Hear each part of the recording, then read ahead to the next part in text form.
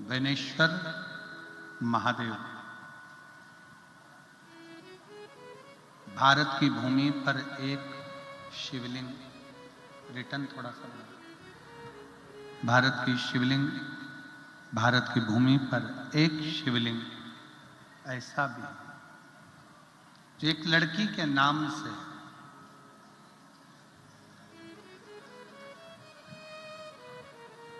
जिसको बेनेश्वर महादेव कहते हैं।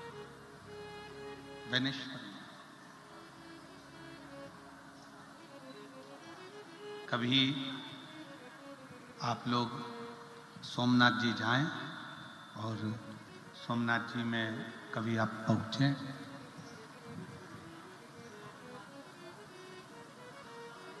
12 ज्योतिर्लिंग में से पहले नंबर का ज्योतिर्लिंग का दर्शन करने के लिए जब आप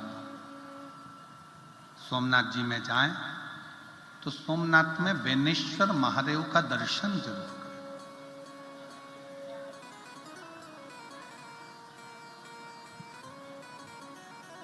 ये उनके लिए है जो कहते हैं कि स्त्री लड़की शंकर का शिवलिंग का स्पर्श नहीं कर सकती, उनके लिए ये प्रेरणादायक है।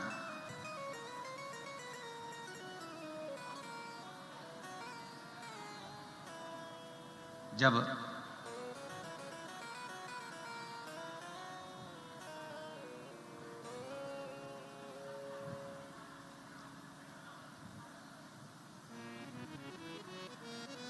मुगलों की सेना ने, मोहम्मद गजनबी ने सोमनाथ में इतना खजाना देखा तो उसने उस खजाने को लूटने का विचार किया।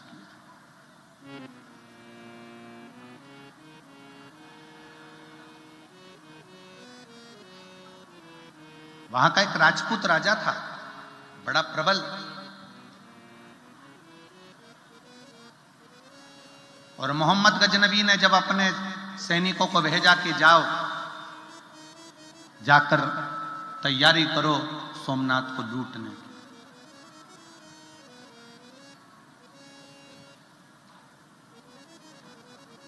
पर एक बात अपने भीतर उतार के रखिएगा,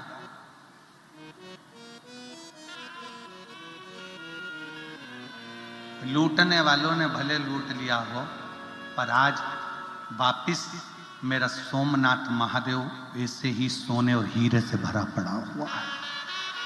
फिर वापिस वैसा की वैसा।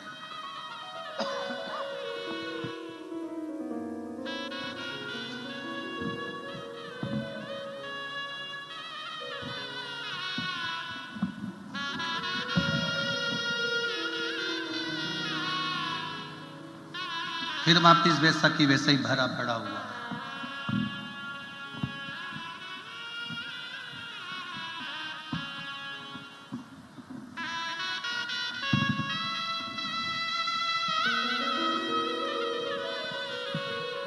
जहां शिव है, जहां शंकर है, वहां वैभव की कभी कमी नहीं। कभी आपने अंदाजा लगाया कि जगत गुरु शंकराचार्य जी ने 4 पीठ का निर्माण करा और चारों पीठों पर शंकर भगवान को स्थापित करा। सोमनाथ, केदारनाथ, देवादिदेव महादेव भारत के 4 कोनों पर अगर विराजमान होगा तो मेरा भारत धनपति, करोड़पति, वैभवपति, सत्तापति बनता चले जाएगा। भारत कभी डाउन नहीं। और मेरी जीजियों से निवेदन है, मेरी बहनों से, मेरी बेटियों से, मेरी माताओं से, मेरे भाइयों से निवेदन है, एक बात अपने अंदर उतार कर रखना, जिसके घर में छोटे से छोटा भी अगर शिवलिंग होता है, जिसके घर में छोटे से छोटा शिवलिंग अगर विराजमान है, तो ये जान लेना कि तुम्हारा घर कभी कंगाल नहीं होगा, धन की ओर बढ़ता चलेगा, वृद्धि की ओर बढ़ेगा।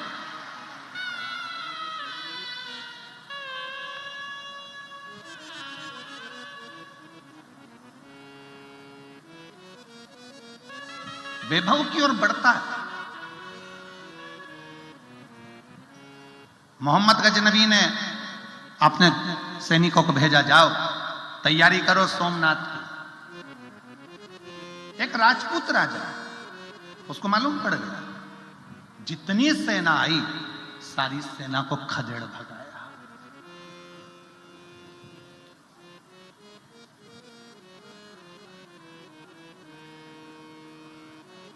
एक राजपूत राजा ने पूरी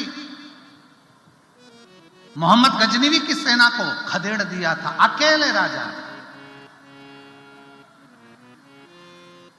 राजपूत कोई साधारण नहीं होते। एक अकेला राजपूत भी 1,000 सैनिकों पर भारी पड़ गया था। एक अकेला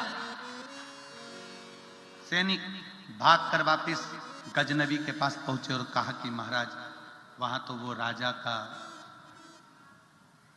दबाना, उस राजपूत राजा को दबाना बहुत भारी पड़ रहा है। गजनबी, मोहम्मद गजनबी ने यह विचार करा कि वो राजा दबेगा कैसे।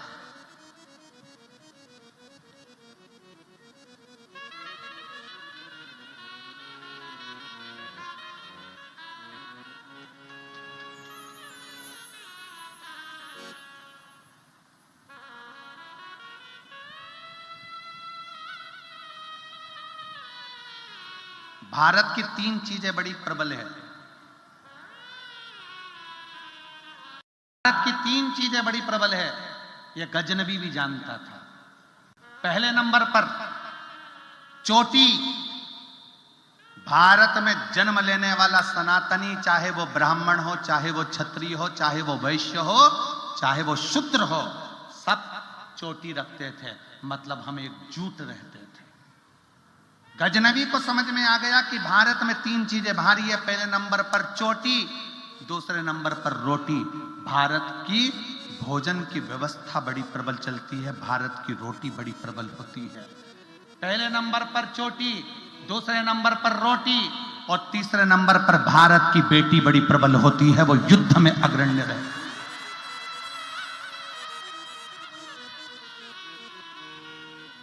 वो युद्ध में अग्रण्य रहती है। गजनबी ने खबर पहुंचाई सैनिकों के द्वारा, भारत की भूमि से चोटी, रोटी और बेटी तीनों को समाप्त करने का प्रयास करो, इन तीनों को अपना बनाने का प्रयास करो।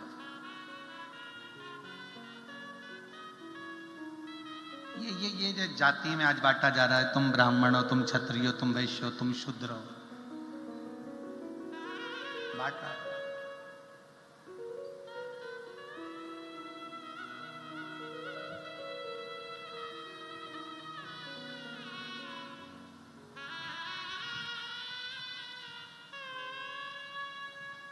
पहले के जमाने में ब्राह्मण भी चोटी रखता था, क्षत्रिय भी चोटी रखता था, वैश्य भी चोटी रखता था, शूद्र भी रखता था। चोटी का मतलब है कि सनातनी है, भारतीय परिधान, भारतीय परंपरा से जुड़ा हुआ। मोहम्मद गजनवी ने सूचना कर दी, पता करो जो राजपूत राजा युद्ध कर कर मेरे सैनिकों को मार रहा है, उसको दबाया कैसे जा सकता है। और कोई दूसरा बताने वाला नहीं था, कोई दूसरा नहीं। कल आपको कथा में कहा था, स्टंप के पास में खड़ा हुआ व्यक्ति ही बल्ले कुदाने वाले व्यक्ति की गिल्ली उखाड़ देता है। कोई अपना ही अपने को मारने का प्लान बना लेता है, किसी दूसरे को। ये कहते हैं ना, बहुत सारे जयचंद इकट्ठे हो गए, उसको कहने का सार्थक तो क्या है?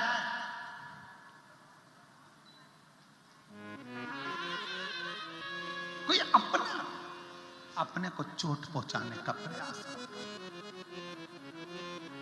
मोहम्मद गजनवी ने सूचना करी, पता करो राजा किससे दबेगा, राजा को दबाने के लिए किसको लाया जाए।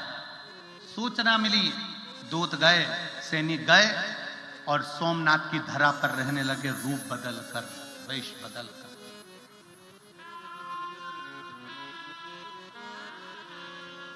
वेश बदल कर रहने लगे। क्या देखा? राजपूत राजा की एक लड़की है जिसका नाम है बेनी।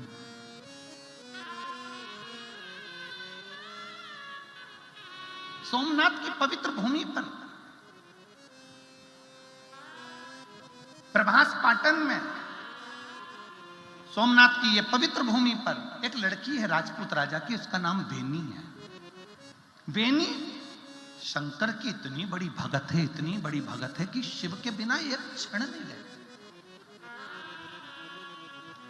वो शंकर को पिता भी मानती है, वो शंकर को पुत्र भी मानती है, वो शंकर को पति भी मानती है, वो शंकर को दोस्त भी मानती है और वो शंकर को गुरु भी मानती है। सारे रिश्ते बेनी अगर किसी से रखती है तो शिव से रखती है, शंकर से। साकरी की इन बहनों में, साकरी की इन बेटियों में, साकरी के इन जीजाओं में, साकरियों के इस भाइयों में कुछ भाई, कुछ बेटे, कुछ बेटियां ऐसी भी बैठी हुई हैं जिन्होंने कथा सुन सुनकर शंकर को अपना सब कुछ मान लिया, जैसे बेनी ने मान लिया था। शिव को सब कुछ मान लिया।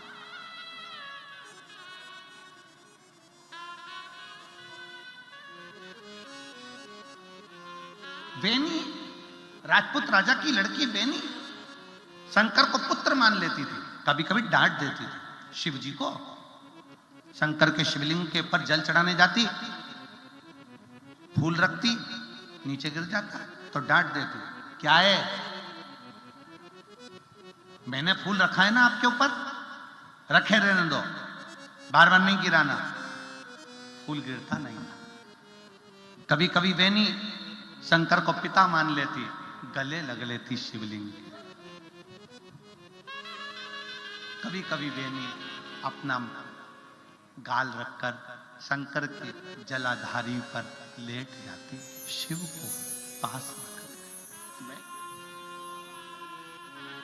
कभी पति के रूप में शिव को रिझाती तो बहुत घंटों तक बात कर लेती, कैसे हो, याद वाद नहीं आती आपको हमारी, राजघराने में आना चाहिए हमसे मिलने के लिए आपको। कभी कभी शिव से बात कर।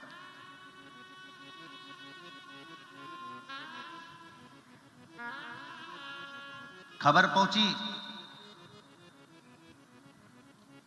मोहम्मद गजनवी के पास, राजा की एक लड़की है, राजपूत राजा की, जिसका नाम बेनी है, बहुत सुंदर है, पर मुझे लगता है थोड़ी सी पागल है। क्यों? एक शंकर के शिवालय में शंकर से झगड़ा भी करती है, प्रेम भी करती है, लड़ती भी है और उसके साथ रहती भी है, पत्थर के शिवलिंग के साथ। हाँ, तो फिर तो पागल। ए मेरी जीजियों, आप शंकर जी के मंदिर जाओगे, लोग आपको पागल समझेंगे। आप शंकर को एक लोटा जल चढ़ाओगे, लोग आपको पागल समझेंगे। आप शिव जी के मंदिर में झाड़ू लगाओगे, लोग आपको पागल समझेंगे। आप शंकर के मंदिर में पोछा लगाओगे, लोग आपको पागल समझेंगे।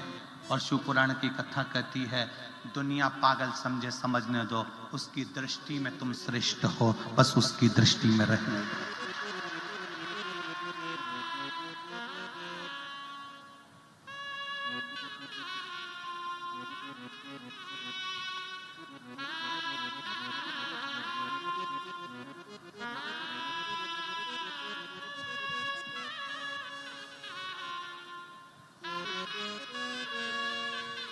उनको समझने दो। मुगलों ने एक नियम बनाकर रखा था कि अगर किसी राजा को दबाना है तो उसके घर की लड़की को अपना बनाने का प्रयास किया जाए। और आज भी जो पुराना मुगल करता आया है, आज भी सनातन धर्म को नीचा दिखाने के लिए उन मुगलों की औलाद आज भी हमारी सनातनियों की बेटियों को फंसा रहे हैं। आज भी ये मत सोचना बेटियों कि ये दूसरे धर्म के लोग तुमको चाहते हैं, प्रेम करते हैं। नहीं, राजपूत राजा की बेटी को भी इसीलिए पकड़ लिया जाता था, उससे प्रेम दर्शाया जाता था, उससे प्रेम किया जाता था कि लड़की हमारे अधीन हो जाएगी तो इसके बाप के राज्य को भी हम दबा देंगे। इसीलिए पुराने समय में भारत की रोटी, भारत की चोटी और भारत की बेटी गौरव होती थी। गौरव। मेरी जितनी बेटियां बैठी है, जितने आस्था चैनल पर मेरी बेटियां कथा सुन रही हैं, सनातन धर्म की इस पवित्र प्रांगण में बैठकर शंकर की कथा में जितनी बेटियां कथा सुन रही हैं, उन बेटियों से निवेदन करूंगा, इनके झांसे में मत आ जाना। ये केवल तुम्हारे को नीचा दिखाने के लिए, तुम्हारा शोषण करने के लिए और तुम्हारे सनातन धर्म से तुमको तोड़ने के लिए खूब दिखावा करेंगे।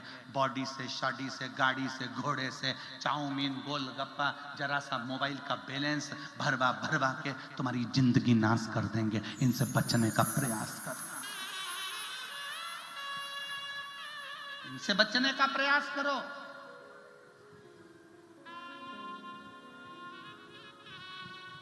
मोहम्मद गजनवी को भी यह मालूम था कि भारत की बेटी कोई साधारण नहीं है। अंग्रेजों को भी मालूम था कि भारत की बेटी साधारण नहीं है।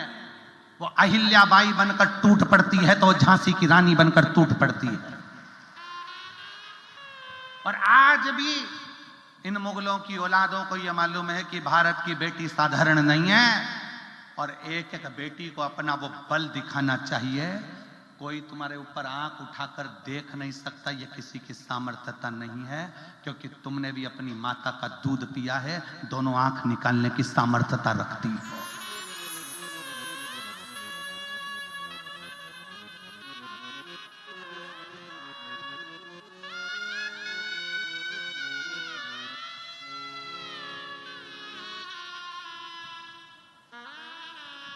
तुम्हारे कंधे पर रुपट्टा है कि नहीं है उससे मतलब नहीं, पर तुम्हारे नेत्रों में तलवार और कटार और ज्वाला होना चाहिए।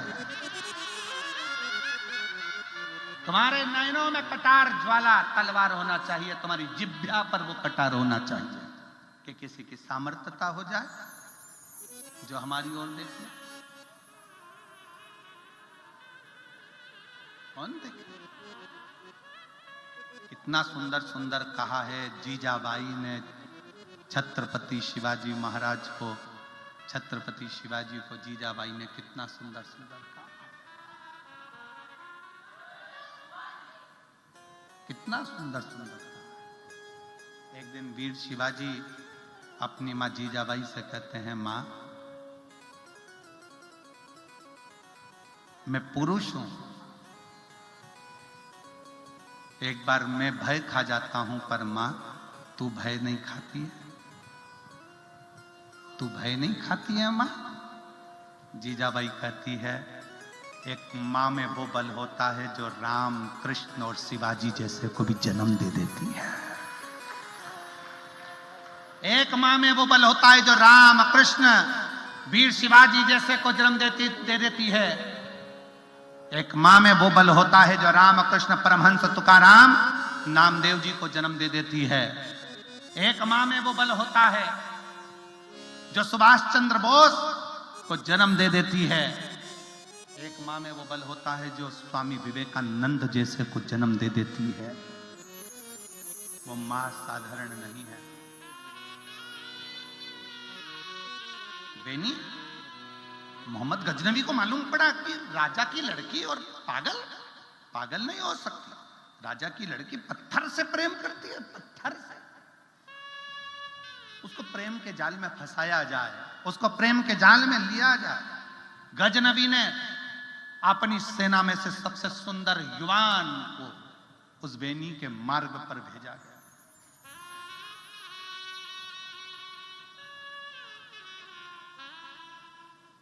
जाओ सोमनाथ तो एक बार बेनेश्वर महादेव का दर्शन जरूर कर आना, जो एक लड़की के नाम पर शंकर स्थापित है। एक लड़की के नाम पर।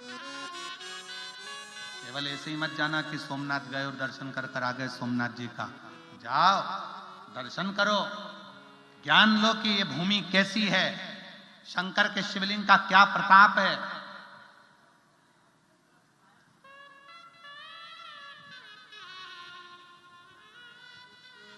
कुबेरेश्वर धाम जाओ, कुबेरेश्वर धाम की भूमि पर जाओ, केवल गए लौट के आ गए नहीं, एक रात्रि विश्राम कर कर विचार करना कि इस भूमि में है क्या, कंकर शंकर की धरा में ऐसा क्या है कि उसके कंकर की महत्वता है कि एक कंकर हाथ में रखा, अपने दिल की बात कहकर पूजन करके छोड़ा, एक कंकर उठा कर लिया 5 में से, ऐसा क्या है उस कंकर में?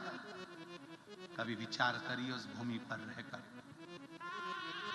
सारे तीर्थ होकर आइए और बाद में आखिरी में एक बार कुबेरेश्वर धाम की भूमि पर जरा जाकर देखना, वहां पर रहकर देखना कि वहां की जो तेज है, वहां का जो आनंद है, वहां का जो बल है, कितना प्रबल है। आपको लगेगा कि मैं अपने घर में रह रही हूं, अपने घर का भाव है, अपने घर का भाव। मोहम्मद गजनवी ने अपनी सेना में से जो सुंदर था, युवान था, उसको भेजा बेनी के पद पर। बेनी का नियम था, राजपूत राजा की लड़की बेनी का नियम था, पुष्प चुनती थी, पुष्प चुनकर मंदिर की देहली पर रंगोली डालती थी। रंगोली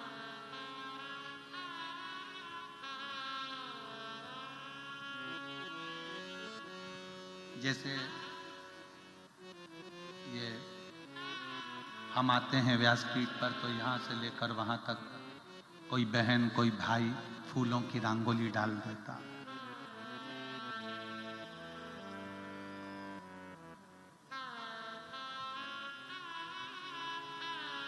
बेनी का नियम था, शंकर भगवान के मंदिर के मार्ग पर पुष्प की रंगोली डाल देते। पुष्प की रंगोली, उसकी सहेलियां, उसकी सखियां साथ में सेवा करती थी, पुष्प की पंखड़ियां बिखेरती थी, देती डालती। मोहम्मद गजनवी के द्वारा भेजा गया एक युवान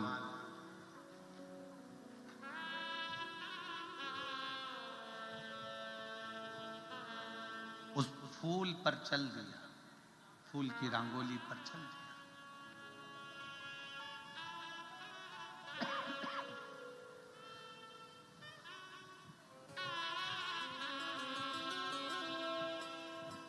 जैसी फूल की रंगोली पर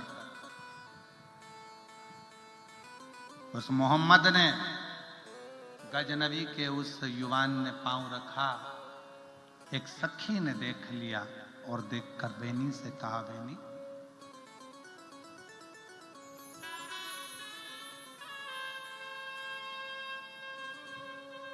कोई युवान आया है, उसने उस पुष्प पर लात रखी है, बड़ा सुंदर है, बड़ा सुंदर है, मस्तक पर तिलक भी लगा रखा है।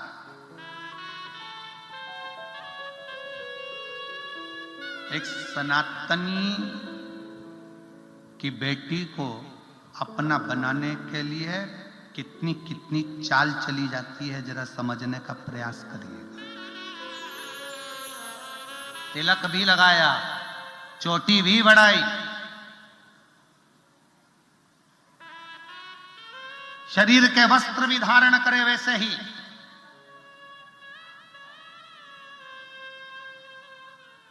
और सखी ने कहा, बड़ा सुंदर एक युवराज कोई लड़का पांव रखा है।